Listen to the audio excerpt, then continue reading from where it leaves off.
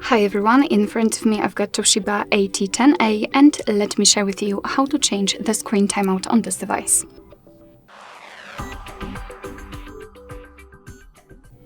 So let's start with opening the settings. Let's tap on them, and here in this left section tap on the display. Now we have to tap on sleep, and as you can see here we've got some options from which we can choose.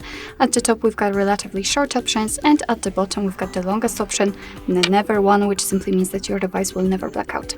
All you have to do is to tap on the option like to use, and I will pick 10 minutes, and as you can see it is immediately applied, and it simply means that from now on, after 10 minutes of inactivity, this device will black out. Alright, so that'll be all. Thank you so much for watching. I hope that this video was helpful, and if it was, please hit the subscribe button and leave the thumbs up.